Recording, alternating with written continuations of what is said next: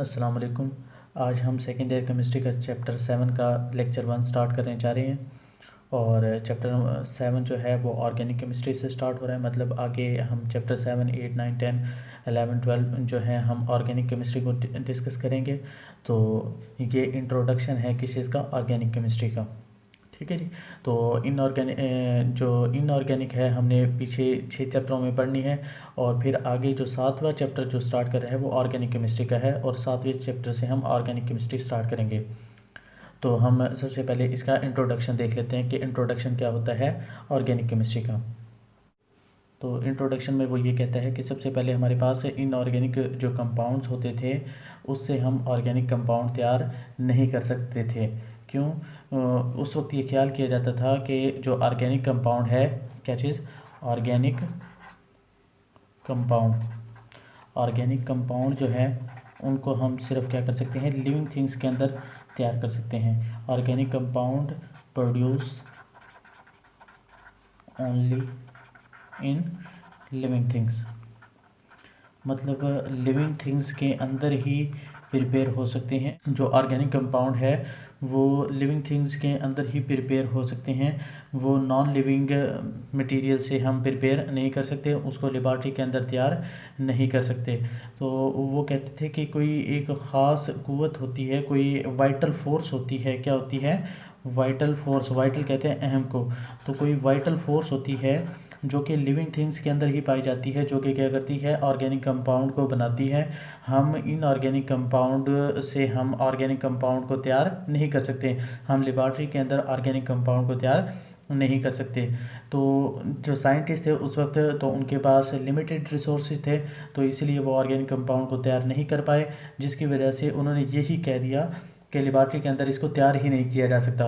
तो एक साइंटिस्ट आया हमारे पास, उसका नाम था फ्रेडरिक वोहलर। क्या नाम था उसका? Friedrich Friedrich Wohler.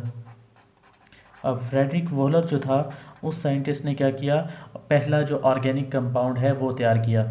उसने क्या किया, एनिमल का यूराइन लिया। क्या लिया? एनिमल का यूराइन। एनिमल का जो यूराइन था उससे उसने क्या तैयार कर दिया, यूरिया।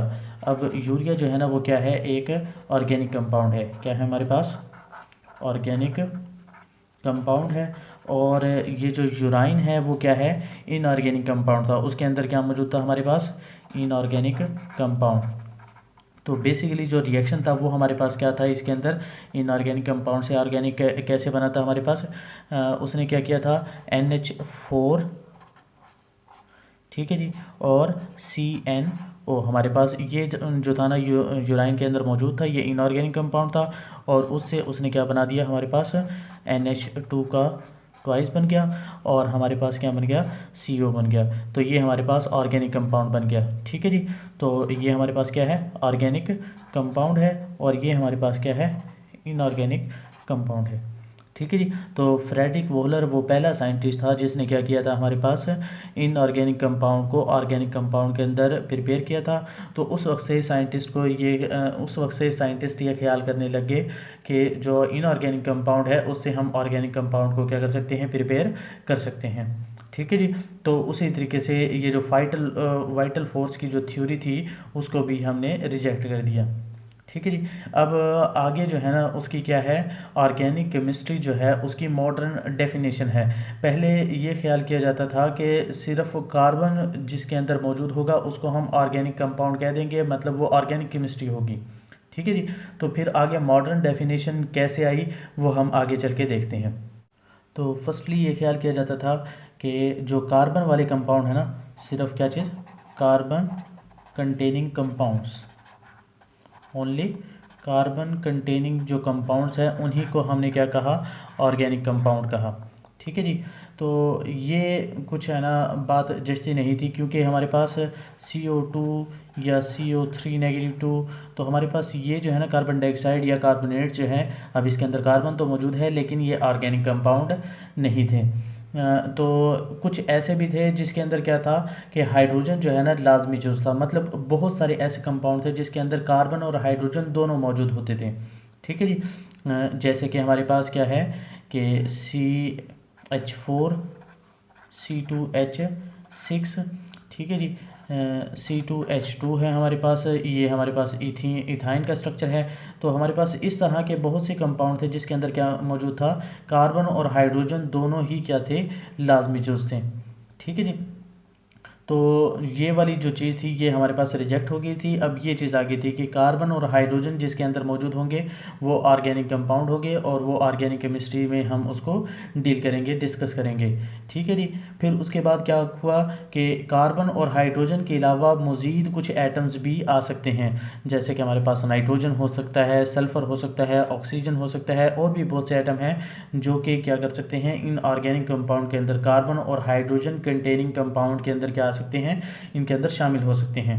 ठीक है जी। और जब ये शामिल होते हैं, फॉर एग्जांपल हम ऑक्सीजन को शामिल करते हैं कार्बन और हाइड्रोजन के अंदर, हमारे पास एक फेमस एग्जांपल है C6H12 और O6। ठीक है जी। ये हमारे पास ग्लूकोज है, क्या चीज़ है, ग्लूकोज। अब ग्लूकोज ये ऑर्गेनिक कंपाउंड है, लेकिन ये कार्बन और हाइड्रोजन के साथ मज़ीद ऑक्सीजन आई हुई है। ठीक है जी। तो ये जो है ना हमारे पास क्या होगा, हम इसकी एक अनदर डेफिनेशन कैसे कर सकते हैं कि हाइड्रोकार्बन्स, हाइड्रोकार्बन्स कैसे, हाइड्रोकार्बन्स, हाइड्रोकार्बन कैसे कहेंगे हम, हाइड्रो मतलब हाइड्रोजन और कार्बन मतलब कार्बन, हमने पिछले लेक्चर में भी देखा है इसको। तो हाइड्रोकार्बन मतलब कार्बन और हाइड्रोजन हमारे पास होने चाहिए, हाइड्रोकार्बन्स होने चाहिए, और साथ में उनके डेरिवेटिव्स एंड देयर डेरिवेटिव्स। ठीक है जी। तो कार्बन और हाइड्रोजन के कंपाउंड और उनके डेरिवेटिव्स को जो स्टडी करेंगे वो क्या कहलाएगा, हमारे पास ऑर्गेनिक कंपाउंड्स कहलाएंगे, और उसको हम किस चीज़ के अंदर डील करेंगे, ऑर्गेनिक केमिस्ट्री के अंदर डील करेंगे। तो ये हमारी मॉडर्न डेफिनेशन हो जाएगी, क्या चीज़, कि ऑर्गेनिक कंपाउंड या ऑर्गेनिक केमिस्ट्री। तो इसकी हम मॉडर्न डेफिनेशन कैसे कर सकते हैं कि कंपाउंड कंटेनिंग कार्बन हाइड्रोकार्बन्स मतलब कार्बन एंड हाइड्रोजन होने चाहिए, एंड देयर डेरिवेटिव्स, तो वो क्या कहलाएंगे, ऑर्गेनिक कंपाउंड कहलाएंगे, और इनको हम डील करेंगे या डिस्कस करेंगे किसके अंदर, ऑर्गेनिक केमिस्ट्री के अंदर डील करेंगे। आगे हम इसके कुछ साइलेंट फीचर्स देखते हैं ऑर्गेनिक कंपाउंड के। आगे हम salient features of organic compound देखते हैं। तो सबसे पहले हमारे पास क्या है, peculiar nature of carbon atom, मतलब कार्बन एटम जो होता है उसकी पेक्युलर नेचर होती है।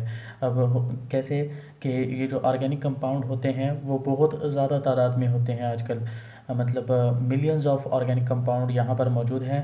तो ऑर्गेनिक कंपाउंड इतने ज़्यादा क्यों हैं, क्योंकि कार्बन जो है ना वो क्या करता है, कार्बन दूसरे कार्बन आइटम के साथ लिंक बना सकता है, और इस तरह की जो सेल्फ लिंकिंग प्रॉपर्टी होती है इसको हम क्या कहते हैं, कैटिनेशन। ठीक है जी। तो कार्बन की जो सेल्फ लिंकिंग जो प्रॉपर्टी होती है उसको कैटिनेशन कहते हैं, और उस कैटिनेशन की वजह से क्या होता है, ऑर्गेनिक कंपाउंड मिलियंस की तादाद में मौजूद होते हैं, मतलब कार्बन आपस में जुड़ता जाएगा और बहुत बड़े बड़े कंपाउंड बना सकते हैं। ठीक है जी। और दूसरी बात ये कि कार्बन अपने कार्बन के साथ ही सिर्फ नहीं, बल्कि कार्बन जो है ना दूसरे एटम्स के साथ, जैसे कि ऑक्सीजन के साथ, नाइट्रोजन के साथ, सल्फ़र के साथ, और भी बहुत से एटम जो हैं उनके साथ क्या बना सकता है, बॉन्ड बना सकता है, रिंग बना सकता है, या कोई और स्ट्रक्चर भी बना सकता है, जिसकी वजह से क्या होगा कि कार्बन की इस पेक्युलर नेचर की वजह से बहुत ज़्यादा ऑर्गेनिक कंपाउंड मौजूद होंगे। दूसरा पॉइंट क्या है कि नॉन आयनिक इन नेचर। ठीक है जी। मतलब कार्बन कंपाउंड जो होते हैं या जो ऑर्गेनिक कंपाउंड होते हैं वो क्या होते हैं, कोवलेंट कंपाउंड होते हैं, तो इसलिए उनकी आयनिक नेचर नहीं होगी, मतलब नॉन आयनिक नेचर होगी, कोवलेंट नेचर होगी। ठीक है जी। तीसरा पॉइंट क्या है कि सिमिलैरिटी इन बिहेवियर, मतलब जो ऑर्गेनिक कंपाउंड्स होते हैं वो काफ़ी सारे जो कंपाउंड होते हैं वो एक दूसरे से मिलते जुलते होते हैं, इसी वजह से क्या अराइज होती है, होमोलोगस सीरीज़। इस सिमिलैरिटी की वजह से क्या होता है कि ये जो ऑर्गेनिक कंपाउंड है इनको स्टडी करना क्या हो जाता है, आसान हो जाता है। मतलब हम एक होमोलोगस सीरीज़ को स्टडी करेंगे तो हम सबको पता कर सकते हैं, जैसे कि हमारे पास अल्केन है। ठीक है जी। तो अल्केन के अंदर अगर हम देखें तो कार्बन कार्बन के दरमियान सिंगल बॉन्ड होगा और कोई दूसरा एटम मौजूद नहीं होगा, कार्बन और सिर्फ क्या होंगे, हमारे पास हाइड्रोजन ही मौजूद होंगे। ठीक है जी। तो इस तरह हम सारे एटम्स को एक एट अ टाइम सभी को एक ही प्रॉपर्टी के साथ डिस्कस कर सकते हैं। तो आगे चौथा पॉइंट क्या है, कम्प्लेक्सिटी। अब कम्प्लेक्सिटी क्या होती है कि ऑर्गेनिक कंपाउंड जब सेल्फ लिंकिंग होगी या किसी और एटम के साथ बड़े बड़े स्ट्रक्चर बनाएंगे तो उसके अंदर कम्प्लेक्सिटी भी आ जाएगी। जैसे कि फॉर एग्जांपल अगर हम बात करते हैं स्टार्च की, तो स्टार्च का फार्मूला क्या होता है, अगर ग्लूकोज के अंदर एक वाटर मालिक्यूल को रिलीज कर दें, C6H12 होता था 10 हो गया है, और O6 होता था 5 हो गया है, ठीक है जी। तो यहाँ पर अगर हम क्या कर दें, इसको N कर दें, अब ये जो है ना हमारे पास स्टार्च का फार्मूला होता है, और N जो है ना वो क्या हो सकता है, सेवरल थाउजेंड तक हो सकता है, ठीक है जी। N क्या हो सकता है, सेवरल थाउजेंड। अब ये सेवरल थाउजेंड तक हो सकता है, मतलब इतने बड़े बड़े मालिक्यूल्स मौजूद हो सकते हैं। अब प्रोटीन की बात करें, प्रोटीन का जो मालिक्यूलर मास है वो भी सेवरल थाउजेंड से लेकर मिलियंस तक हो सकता है उसका मालिक्यूलर मास। तो इतने बड़े बड़े जो मालिक्यूल्स होने की वजह से इसके अंदर कम्प्लेक्सिटी बहुत ज़्यादा होती है, ठीक है जी। तो उसके बाद क्या है, आइसोमराइजेशन। आइसोमराइजेशन भी ये जो ऑर्गेनिक कंपाउंड के अंदर बहुत ज़्यादा पाई जाती है। आइसोमराइजेशन होती क्या है कि आइसोमर्स होते क्या है, या आइसोमराइजेशन होती क्या है कि कुछ ऑर्गेनिक कंपाउंड जो होते हैं, कुछ भी कोई भी कंपाउंड हो सकते हैं, वो ऑर्गेनिक या इनऑर्गेनिक कंपाउंड, ऐसे कंपाउंड जिसका मॉलिक्यूलर फार्मूला क्या होगा, सेम होगा, बट स्ट्रक्चरल फार्मूला क्या होगा, डिफरेंट होगा, तो उसे हम क्या कहते हैं, आइसोमराइजेशन। फॉर एग्जांपल हमारे पास है, हम स्ट्रक्चर बनाने की कोशिश करते हैं कि CH3 CH2 CH2 और आगे हमारे पास क्या है, CH3। आगे हम एक और स्ट्रक्चर बना लेते हैं, CH3 CH3 और नीचे क्या आ गया है हमारे पास, CH3। अब अगर हम देखें तो कार्बन कितने हैं इसके अंदर, 1 2 3 4, तो यहाँ पर हमारे पास C क्या आ जाएगा, 4 आ जाएगा। उसके बाद हाइड्रोजन को काउंट करें, 3 3 कितने हो जाएंगे, 6, और 6 और 4 कितने हो जाएंगे हमारे पास, 10, ठीक है जी। तो हाइड्रोजन हमारे पास यहाँ पर भी क्या आ गया है, 10 आ गए हैं। 1 2 3 4, कार्बन जो है वो कितने आ गए, 4 आ गए हैं, और हाइड्रोजन देखें 3 3 3 कितने हो गए, 9, और 1 क्या हो गया, 10, ठीक है जी। तो हाइड्रोजन हमारे पास कितने आ गए, 10। तो ये जो C4H10 और C4H10, मतलब जो मॉलिक्यूलर फार्मूला है वो सेम है, लेकिन जो स्ट्रक्चरल फार्मूला है वो क्या है, डिफरेंट है। तो इस तरह के जो प्रोसेस होता है या जो फिनोमेना होता है, इसको हम क्या कहते हैं, आइसोमराइजेशन कहते हैं, और ये एक दूसरे के क्या है, आइसोमर्स हैं। तो ऑर्गेनिक कंपाउंड बहुत ज़्यादा तादाद में इस वजह से भी पाए जाते हैं कि वो एक दूसरे के आइसोमर बना लेते हैं, ठीक है जी। मतलब मॉलिक्यूलर फार्मूला सेम होता है उनका, और स्ट्रक्चरल फार्मूला क्या हो जाता है, डिफरेंट हो जाता है।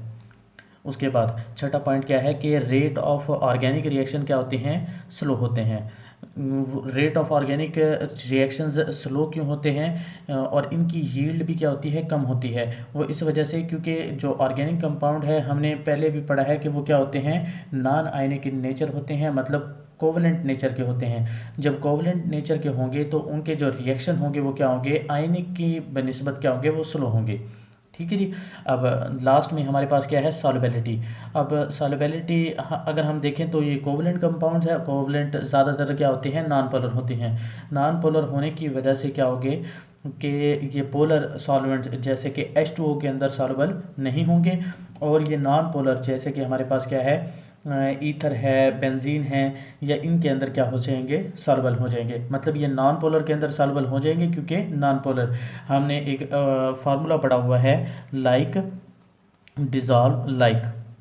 अब लाइक डिजॉल्व लाइक का मतलब क्या है कि हमारे पास जैसी कोई चीज़ होगी वो उसी के अंदर क्या होगी, डिजॉल्व होगी। हमारे पास अगर पोलर है तो वो पोलर के अंदर डिजॉल्व होगा, अगर वो नॉन पोलर है तो वो नॉन पोलर के अंदर डिजॉल्व होगा, ठीक है जी। तो ये जो ऑर्गेनिक कंपाउंड होते हैं मोस्टली क्या होते हैं, नॉन पोलर होते हैं। तो वो नॉन पोलर जैसे कि बेंजीन, ईथर या और किसी चीज़ के अंदर हम क्या करेंगे, उसको डिजॉल्व कर सकते हैं।